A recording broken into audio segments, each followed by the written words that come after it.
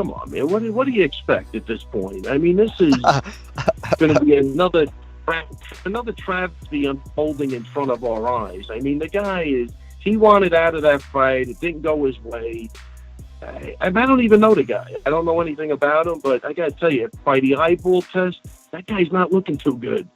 You know, he's really, that knee to me was intentional to get out of the fight, because he was gassed, sitting on that stool. He looked completely lost in between rounds.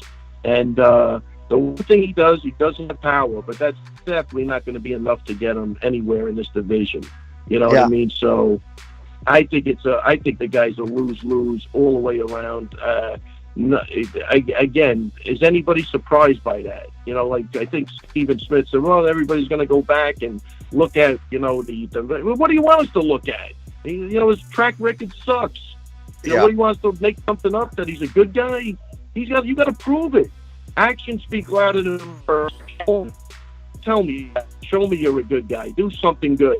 That was horrible, and he could have really, really hurt that guy. That's a big, powerful guy who took a free shot on a guy on one knee, and that's fucking bullshit.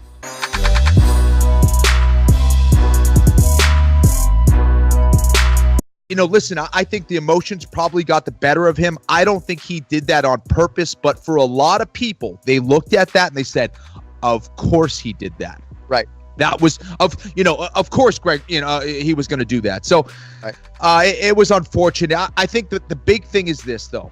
Like, for me, why is the UFC putting this guy in a co-main event?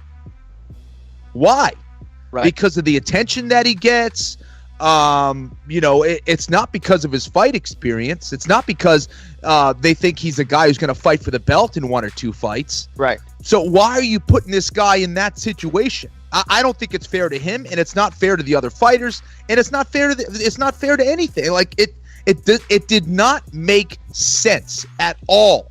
And why the UFC continues to put these guys, the Paige Van Zants, the Sage Northcutts, Francis Ngannou, in these situations. Right. Sometimes they come through, but I tell you what, 90% of the time they do not. Yeah. Build them up.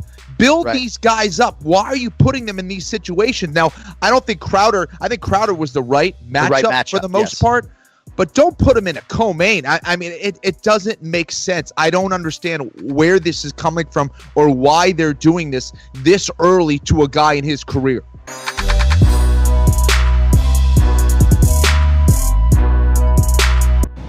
My husband is so brave. Look at him rescuing a teenager.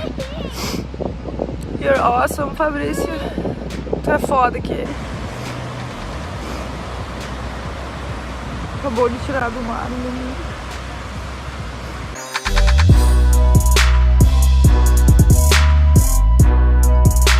And this year is about separation. This year is about making it me and everybody else. I don't want no close fights. I don't want nobody looking like they can hang with me. I want to just fuck people up off sight. Like, I'm trying to tear people's head off. Everybody. Every and anybody. Usman, Kobe. Then I'm going up to 185. I'm going to get that belt too. And I'll take a look back down at 170 and see where the deck at after a shuffle a bit. And I'll go back and defend there. So I'm looking to be fighter of the year. That's my MMA goal. Beat those two guys in convincing fashion. Go up there and take a belt. I think it's undeniable at that point that I'm the greatest welterweight of all time. And pound for pound, I should crack in the top 3 and be fighter of the year. So I'm speaking it out loud, guys. And some of you guys recognize, you say those things, and yeah, sometimes you're like, oh man, you ain't gonna do that. Oh man, get out of here.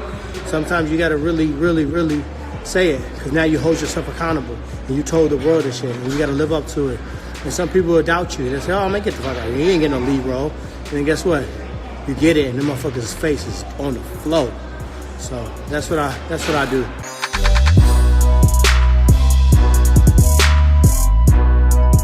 When it comes to striking, if this might become, I think it will, become a stand-up fight, he may look for a takedown. I'll be prepared for that. But that's going to be, especially with two high-level strikers, is going to be the game. That's going to be the chess match. Is going to be the distance management. Who has the better feints to be able to let those kicks and those hands land? Who's going to be able to move in and out and counter each other, I know he's going to be looking to counter me. I'm going to be looking to counter him. But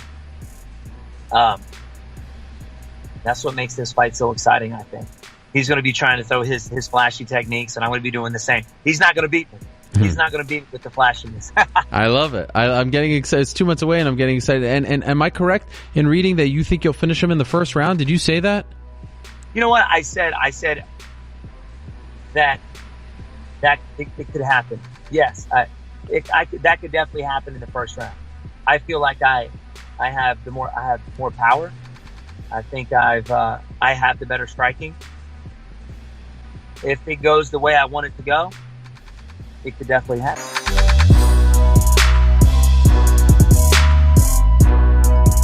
You know, it was a good fight. It was a quick fight.